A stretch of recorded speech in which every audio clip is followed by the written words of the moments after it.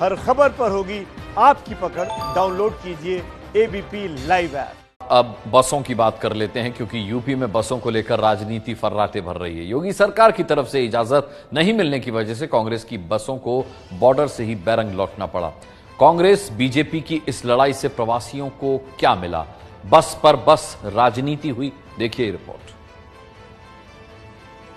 आपको भाजपा के झंडे लगाने हैं, इन पे अपने भाजपा के स्टिकर लगाने हैं तो बेशक लगाइए, बेशक लगाइए, लेकिन इन बसों को चलने दें। आपदा के वक्त इस प्रकार का घिनौना मजाक शायद इससे पहले कोई राजनीतिक दल, इतना बड़ा राजनीतिक दल ने कभी नहीं किया होगा। पहली तस्वीर राजस्थान यूपी बॉर्डर की है तो दूसरी तस्वीर दिल्ली और यूपी के नोएडा बॉर्डर की। खाली खड़ी इन बसों को भले ही यूपी में एंट्री नहीं मिली, लेकिन राजनीति के हाईवे पर ये बसें फुल रफ्तार से दौड़ रही हैं। शनिवार से ही बीजेपी और कांग्रेस बस के मुद्दे पर आमने सामने हैं। प्रवासियों की मदद के लिए लाई गई बसें यूपी की सीमा पर खड़ी रही। आखिरकार मंजूरी नहीं मिलने की वजह से वापस लौट गईं। आखिरकार भरतपुर बॉर्डर पर खड़ी हुई बसों को परमिशन नहीं मिली। अब वो बॉर्डर से वापस राजस्थान जा रही हैं। 2 दिन से ये बसें यहाँ खड़ी हुई थी और दावा किया जा रहा था कि 1000 बसें कांग्रेस पार्टी प्रियंका गांधी की, जो कि यूपी की महासचिव है, वो प्रवासी मजदूरों के लिए यूपी भेजना चाहती हैं ताकि वो अपने घर पहुंच जाएं। लेकिन 2 दिनों तक ट्विटर पे ट्वीट होते गए, पत्र लिखे गए एक दूसरे के प्रति, एफआईआर तक की गई, शिकायतें की गई, लेकिन परमिशन नहीं दी। प्रवासियों को सही सलामत घर पहुंचाने के लिए कांग्रेस महासचिव प्रियंका गांधी ने 1000 बसें देने का ऐलान किया था, जिसके बाद से यूपी सरकार और कांग्रेस में ये रस्साकशी जारी है। प्रियंका गांधी ने आज दोपहर योगी सरकार को घेरते हुए कहा कि बीजेपी चाहे तो अपने झंडे लगाकर ही सही, लेकिन बसों को चलने की मंजूरी दे दे।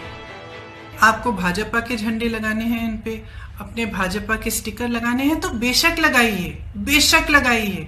आपको अगर कहना है कि आपने उपलब्ध कराई हैं तब भी कराइए, लेकिन इन बसों को चलने दें। हम कम से कम 92,000 लोगों को घर पहुंचा सकते थे और वही 92,000 लोग आज धूप में चल रहे हैं, उनके सामने तमाम मुसीबतों को झेलते हुए चल रहे हैं। दरअसल कांग्रेस और योगी सरकार में बसों को लेकर सड़क के अलावा चिट्ठी वॉर भी चल रहा है। यूपी सरकार का दावा है कि कांग्रेस ने 1049 बसों की जो लिस्ट सरकार के पास भेजी थी, उसमें कई खामियां थी। जब इन बसों का दी गई सूची का विश्लेषण किया गया तो पाया यह गया कि इन बसों में 460 वाहन, यानी करीब आधी बसें फर्जी निकली।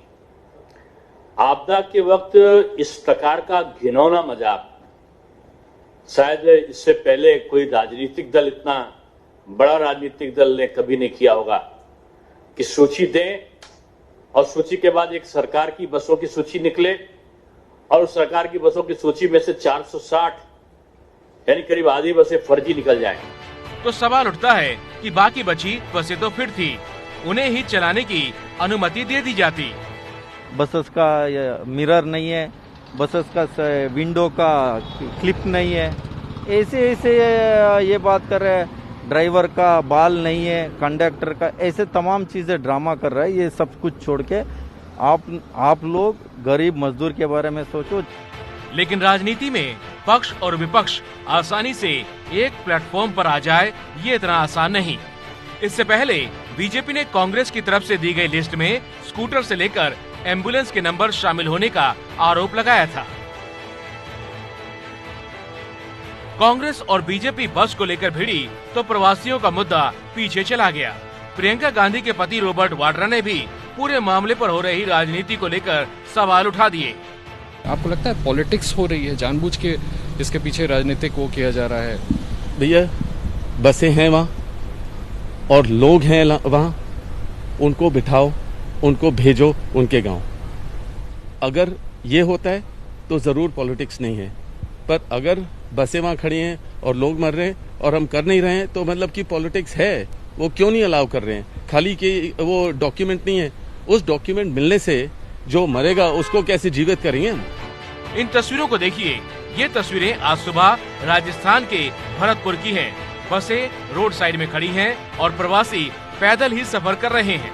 ये तस्वीरें कांग्रेस और बीजेपी दोनों के लिए एक सवाल है कि जिनके नाम पर राजनीति हो रही है, आखिर उनको मिला क्या? खैर, अनुमति नहीं मिलने से बसें वापस चली गयी। प्रवासियों की मदद नहीं हो सकी, ये भी सच्चाई है और इस मुद्दे का आगे राजनीति के लिए इस्तेमाल न हो, इससे भी इनकार नहीं किया जा सकता।